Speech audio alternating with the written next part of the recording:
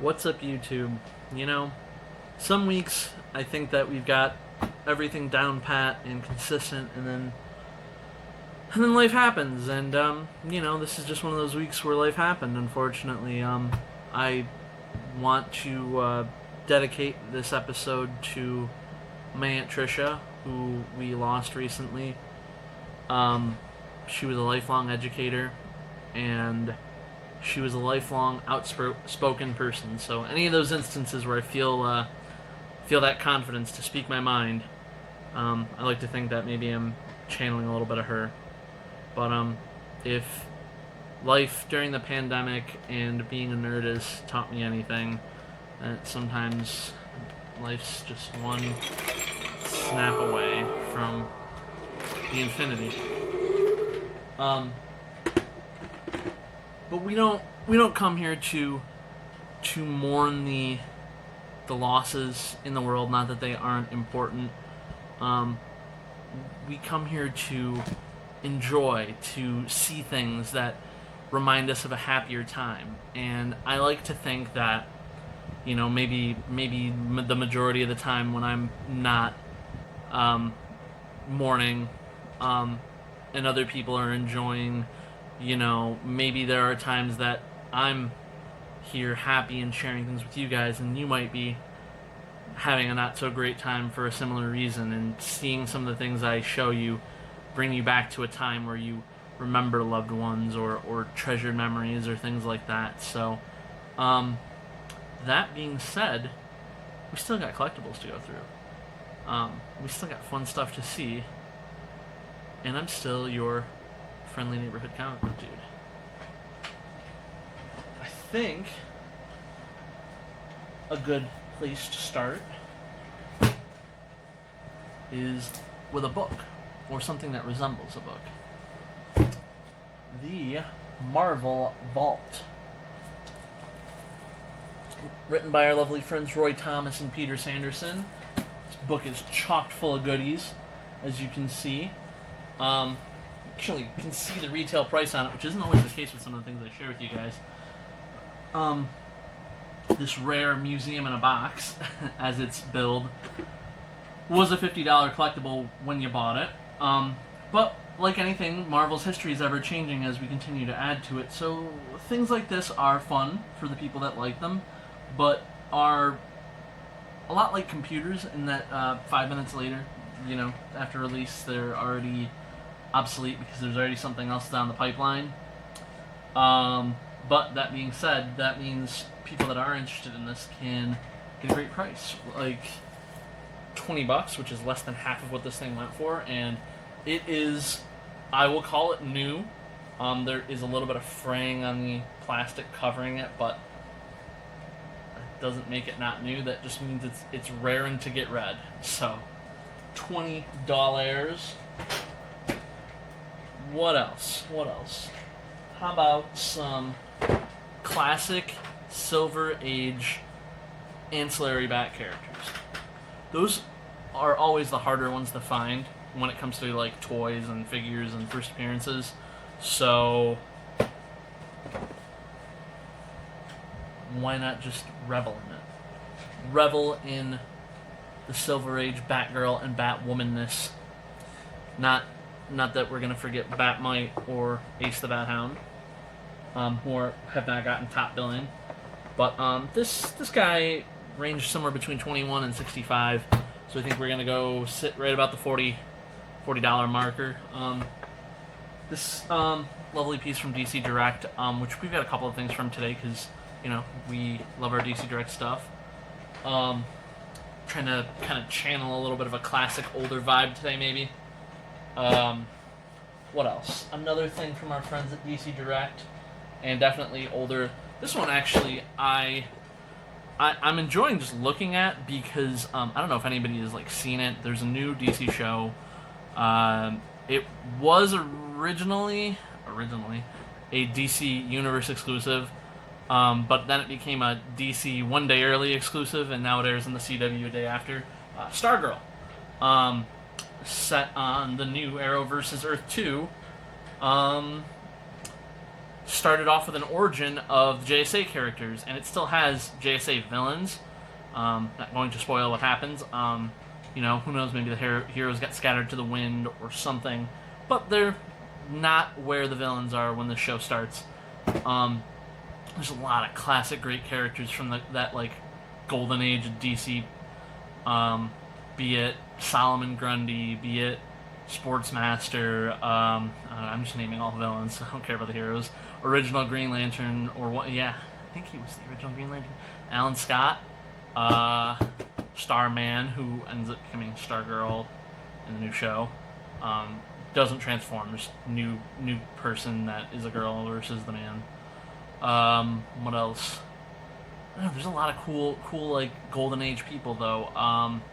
And in this lovely 7-figure PVC box set from DC Direct, you get like a little sampling of them. You get some good guys, you get some bad guys.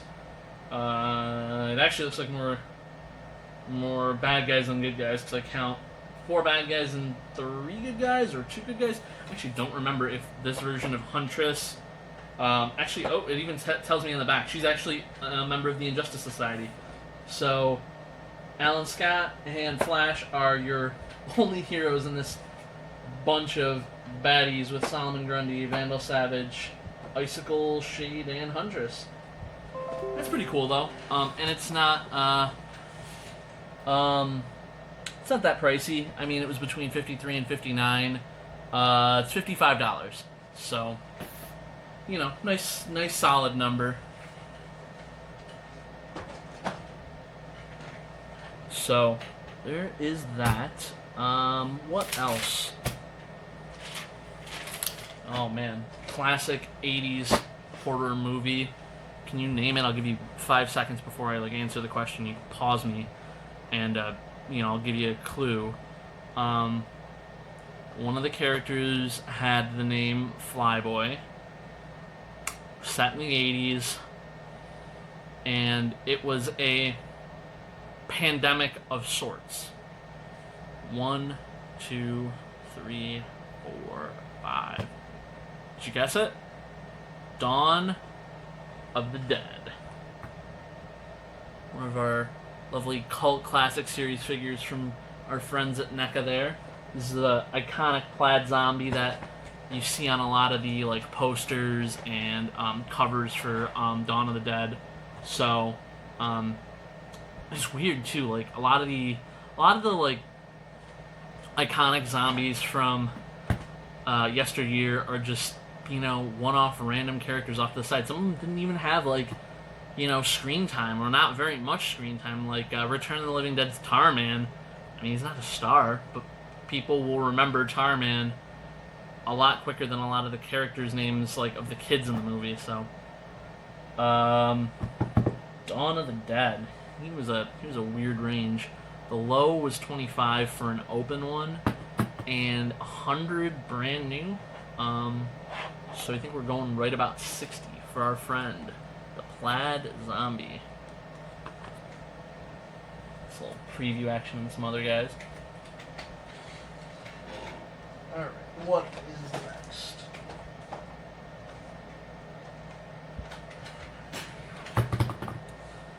Oh, alright. We love our Kotobukayas. Our lovely Artifacts Kotobukaya model / assemblable figures. I actually was a little bit shocked by the price on this one.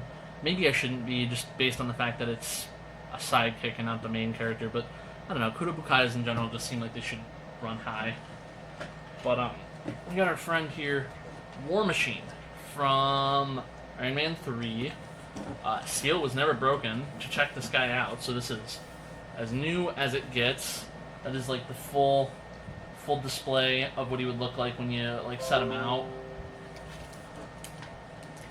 So, the range on that one was something like 35 to 140. So, yeah. But I think on this one we're probably gonna go in the 80 range, something like that. Which again, I feel like is a steal for a Kotobukaya. I don't even think the retail cost on this was probably higher than that. I was just looking through the new previews catalog, and they're the Kotobukais, like brand new Kotobukais that were being offered now of this caliber weren't less than $125. So I can't imagine. I don't know. So you figure Iron Man 3 was 2012. So this at most is 8 years old. I mean, there's no date on this one. But the retail MSRP on a Kotobukai probably didn't jump some crazy number in 8 years. So sounds like a deal. Looks like a deal. It's probably a deal.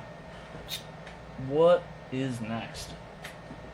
I continue to be surprised, but not be surprised as I come across more Barbies for characters that I just like. I know, I recognize. I just don't know where I know them from, I think I said that wrong. It's not that I don't know where I know them from. It's more like as I look at them, I'm like, they made a Barbie for this character. Okay.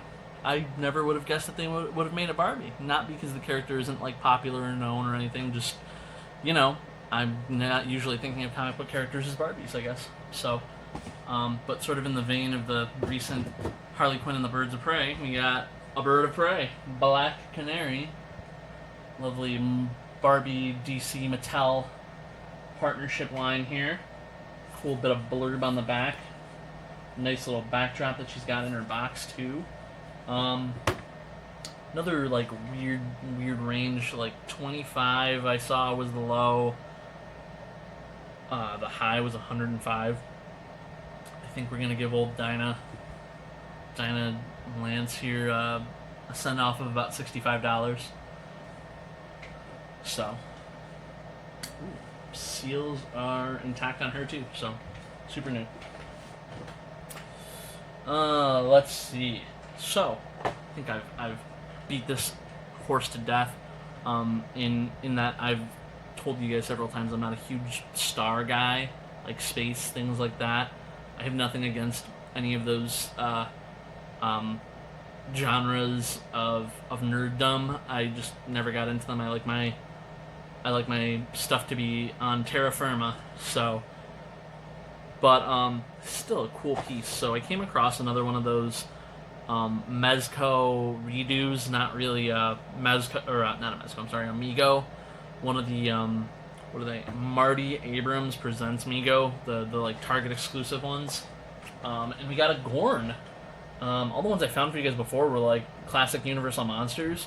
I mean, I'm not totally shocked, but at the same time, I was thinking I'd find more Universal monsters, and then I found a Star Trek enemy, villain, monster, alien. So, with the potential for more, because I would be shocked if the Romulan commander and Lieutenant Zulu aren't somewhere in the collection, unless of course they came out much later. But much like those previous Migos, these don't go for a whole heck of a lot. I don't even know, did I check the date on this one? 2018. So probably not in the wild at Target anymore. But he's 9,914 out of 10,000. So that's a limited number, but it's, I don't know how many Target stores are out there. It's a couple per store. And I'm sure the people that wanted it got it. So, or, you know, the people that are looking for it now didn't know to look then. But either case, $20 is what the Gorn is going to go for, because it's roughly about what these things went for, somewhere between like 15 and 25. So, actually this one in particular, the Gorn specifically, was going for between 10 and 28. 20 seemed like a nice round number. So, oh, here we go. So, I think we've had at least one thing, maybe two Metaluna Mutant things, but I know we've had one for sure. We had the Sideshow Universal Monster action figure Metaluna Mutant, and as I find more Metaluna Mutant stuff, my gut feeling that, it was rare and hard to come by is starting to shine through, because I found one of the 12-inch Universal Monster Metaluna Mutants from this island Earth, and it's kind of pricey. There he is in all his brainy, claw-y glory. Some lovely imagery on the back, too. The range on the Metaluna Mutant Sideshow was between 125 and 200. I think that means he's going to go for about 160. So, beautiful box. Seals are intact. Yep, all there. All there. Just a lovely piece, and just probably one that doesn't have as much stuff out there as your Frankensteins and your Draculas. So, as we continue on the Sideshow wagon, what else can I show you guys? So,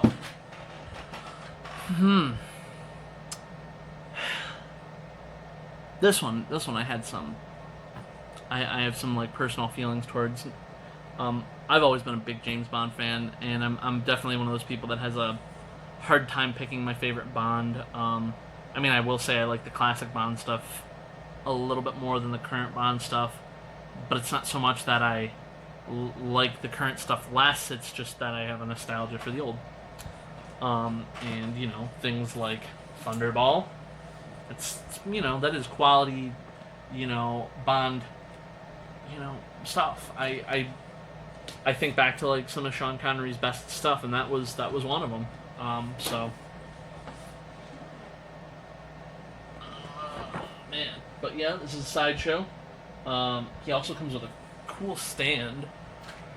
So, like, you could, like, prop him up and looking like he's scuba diving. Yeah, just beautiful piece.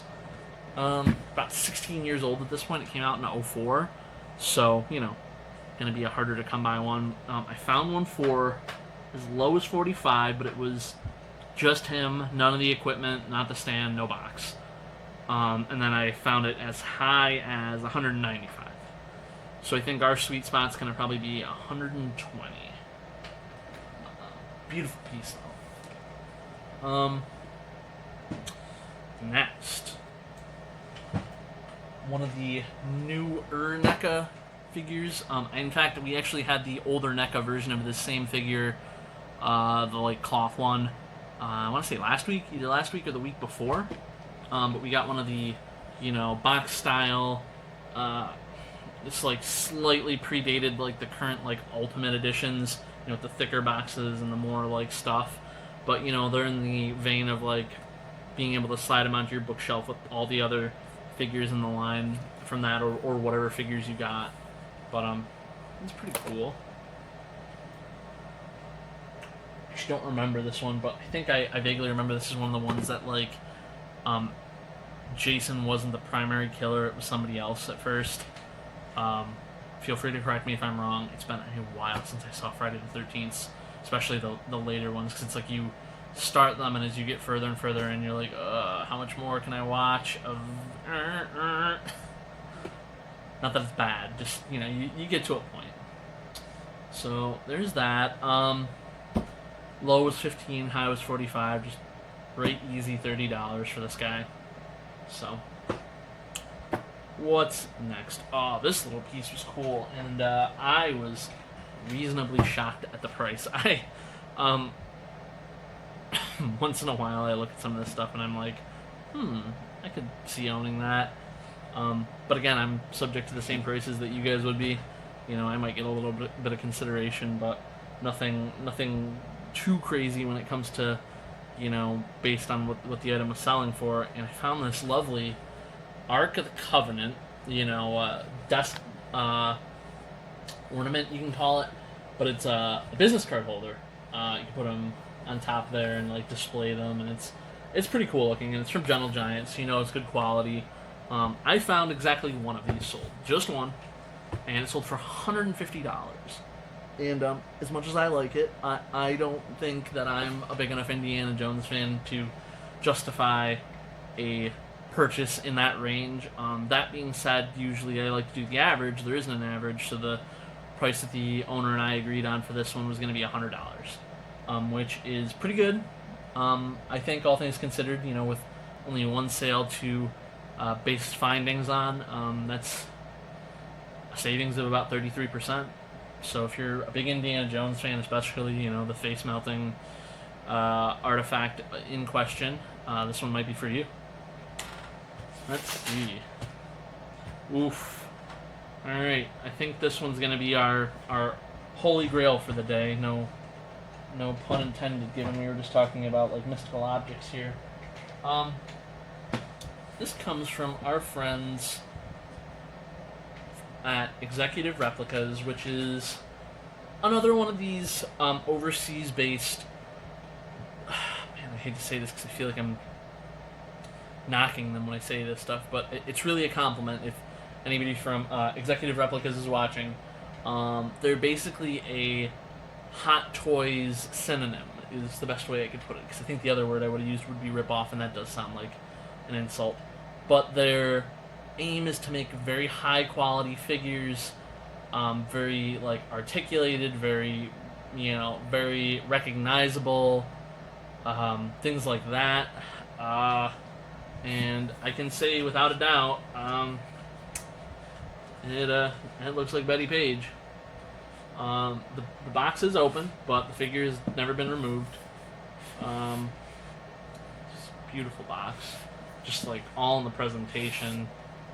It's what she would look like all set up. Just for any of you Betty Page fans out there. She's a 6-scale action doll is what they're calling her. I think that means you can maybe tweak her posing a little bit, articulate her arms a little bit. They don't give you a full range of how many points of articulation there are, so I would tread lightly for that. It says articulated model collectible, but it does not say how articulated. So I think you should, if you end up becoming the owner of this piece, treat it the same way you would a pinup of the woman in question. Once she's set up, kind of just leave her to bask. Price. The low was $212. The high was $455. $212 was... I can't fathom this. I don't understand it, and I triple checked this just to be sure. $212 was brand new. $455 was pre-owned. That tells me that this figure is hard to come by. That tells me that there's probably a decent amount of interest for the niche of Betty Page fans. So the average comes out to $335. I think it's actually just a little higher than that, but that seemed like a nice round number. Unfortunately, yeah, she's like our high-end top piece for the day, so watch out for her to probably go to eBay. High-end pieces like this are a little harder to move on Facebook, but not impossible. So in case you're a Betty Page fan watching this and you part of one of the Facebook groups that I post to, don't get discouraged. She'll still be there first. So what else? I haven't had one of these in a little bit, in a couple weeks. Found myself another one of these NECA Predator figures from back in 2013, even though it looks like from the packaging, it looks like it's way older. Maybe that's what they were going for. I don't know. But it's the Wasp Predator, because, this is the Predator they're trying to pretend it to be, inside with the bees, and then it's going to, sneak up and sting you, even though, who's standing next to bees, even when there's a camouflaged killer there? I don't know. Decent range on this guy. 20 for open pre-owned. High was 75 for brand new. So 45.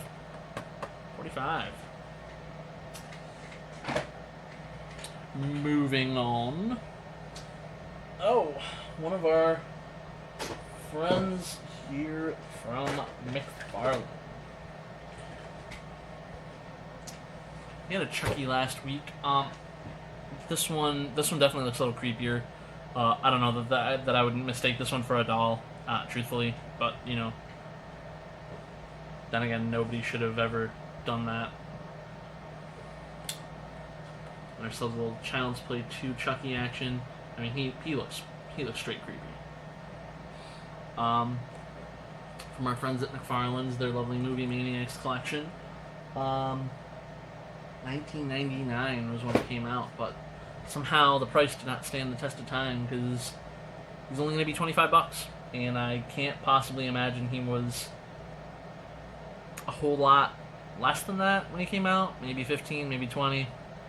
So you appreciate $5 over 21 years. It's not great. So there's that. This next piece, on the other hand, I think sort of puts our last. We had a screen grab last week from our friends at Mezco. It was a Nightmare on Elm Street screen grab, and it's like literally like a mini diorama almost. It looks like a scene from the film that it's from. And this one is a Cinema of Fear screen grab from Friday the 13th, Part 6. Lovely, fight to the death. One of us is stuck to the bottom, and one of us is trying to pull the other with them, that sort of deal. And on the back there you can see the Nightmare on Elm Street one that we sold last week. That one ended up going, I think that I had that up for 80. Apparently there's more love for Jason than there is for Eddie, because this was going for between 125 and 185. So I think that means he's gonna be right at 150. I have to imagine these were hard to come by. I mean, they're not like figures, in the sense that there's multiple iterations of New Beginning Jason out there. I mean, this is a literal scene from the film. I can't imagine that they did that in multiple forms in the same way that normal action figures get done. I could be wrong, but seems unlikely. Next, another Movie Maniac. This time, Scream. I continue to question the pricing of our McFarlane toys over others. We had a Scream 4 figure that I showcased some time ago. It took a little while to sell on eBay, kept running into some hiccups. Like, people were just like way overzealous with their bidding, or they were like, oh boy, I really want this, but I already spent all my stimulus. I don't know, but it sold for about $92, and I don't know, but it was a NECA, and that was Scream 4. Scream 1, coming from 1999, closer to when the film came out, this guy is averaging $45. Seems weird. I don't know, guys. Drop me some knowledge in the comments. Tell me why. Are McFarlane toys just built worse?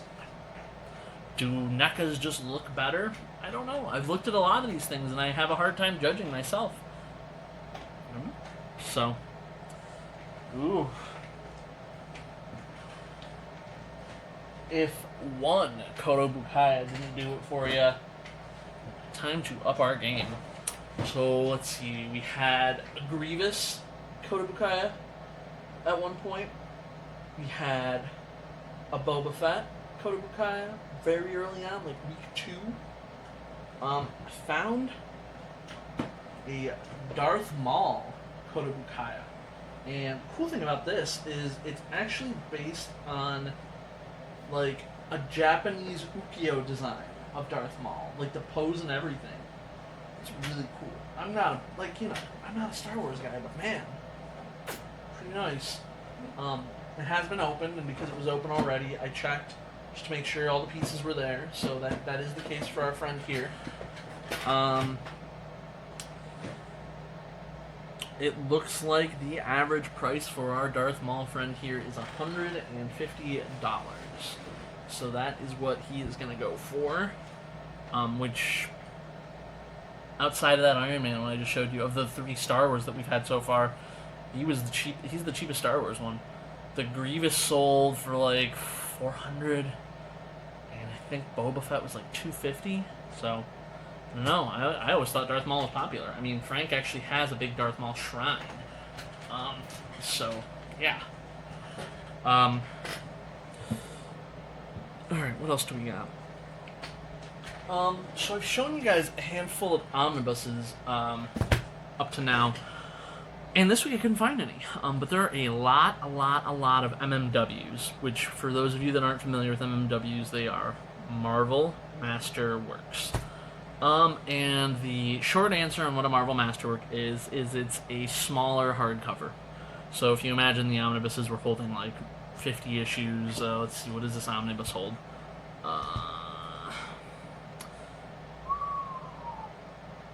Like 14 issues. So like take like 3 MMWs to make up an omnibus. And the price sort of reflects that. Current MMWs have gone up in price for sure. They're like $75 now. So these older ones were like cheaper in price. I got 2 this week, and one is more influential than the other. But the first one is Invincible Iron Man Volume 7. It actually tells you on the front cover. It includes Invincible Iron Man issues 26 to 38 and an issue of Daredevil 73, which must mean that there was some crossover between the two. It's got a cool little cover gallery on the back, and you can see the retail price for this when it came out was $55. Ready for this steal? Sealed. You can see it right there. Not ever broken, not ever opened. $15 for you. 1.5. It's pretty good. For somebody who's looking to read some old Iron Man and not break the bank, or physically wants to hold it, because I know you can get a lot of this stuff on Marvel Unlimited, but for some people it's not the same. Some people like holding the physical, they like smelling the book. It's a different experience. It's like how some people can read on Kindles and some can't. I can't. Yeah, someday maybe. The other one, which is much more influential of those two, also had a $55 price tag. Fortunately, this one went up, so you get one that saved you a lot of money, and this one's going to cost you some money.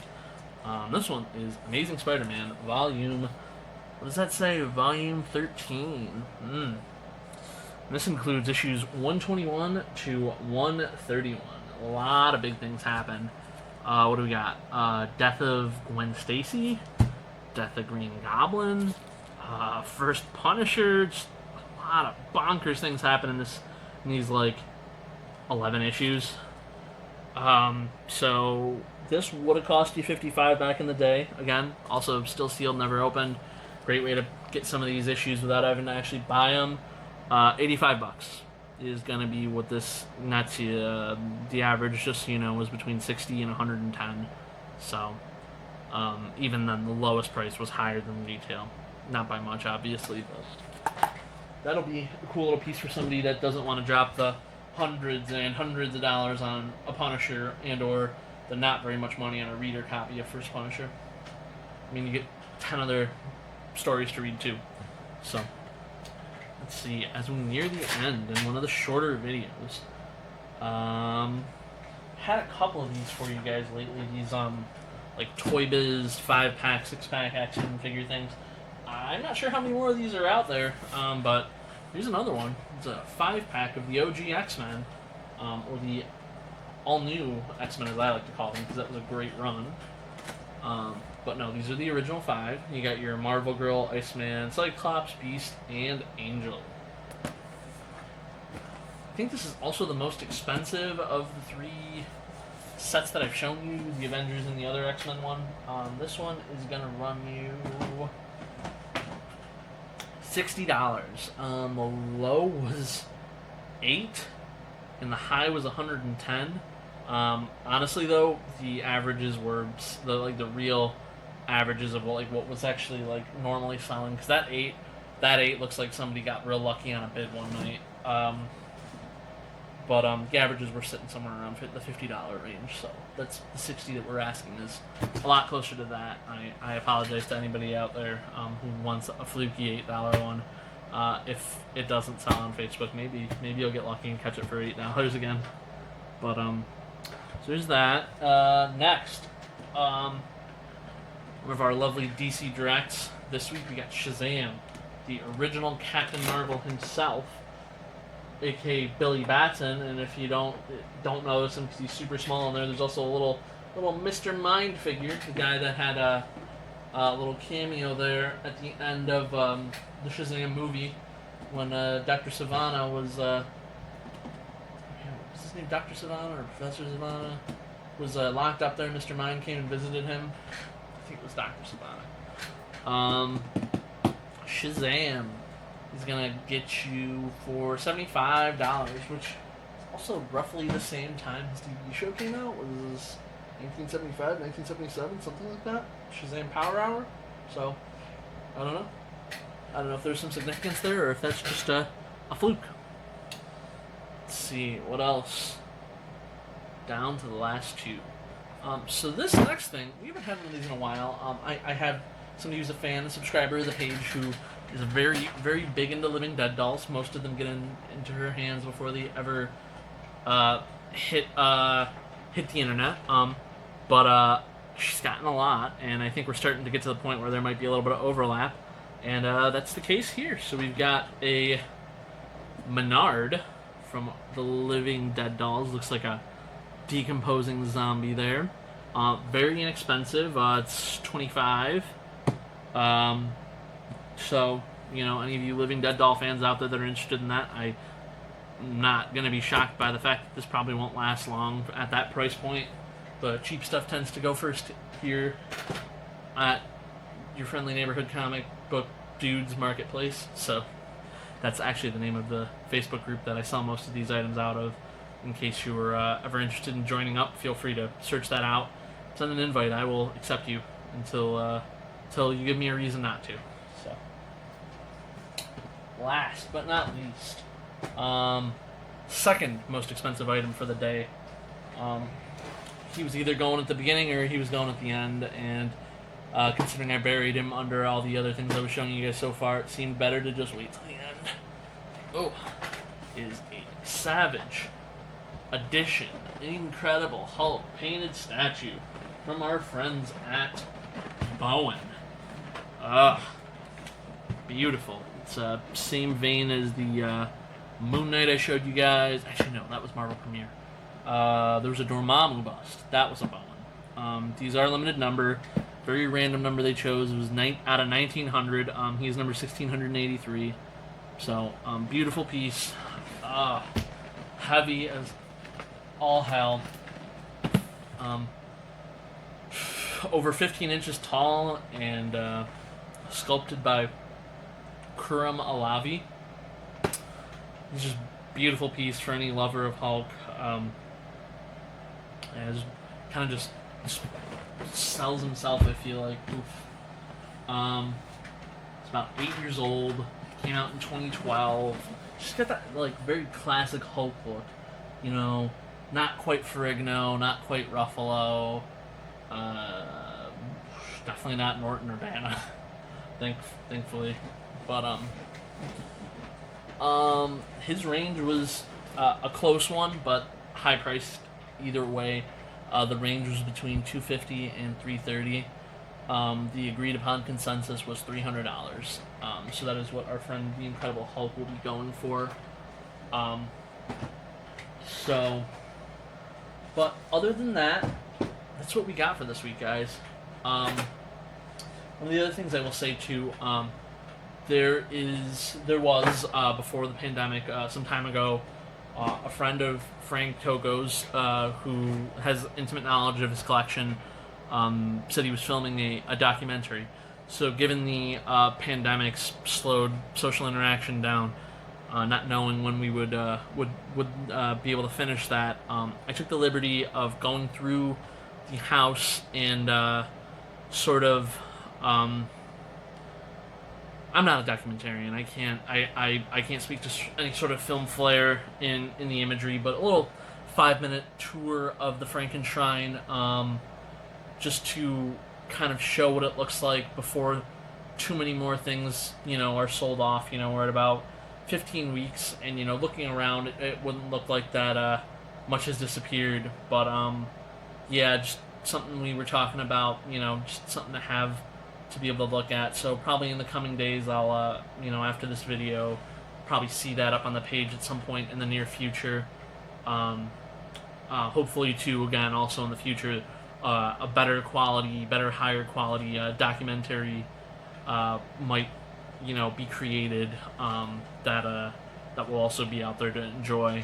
But in the meantime, stay happy, stay safe, stay healthy, stay sane. I'm going to try to do the same. As always, I've been your friendly neighborhood comic book dude, and I will catch you guys next time.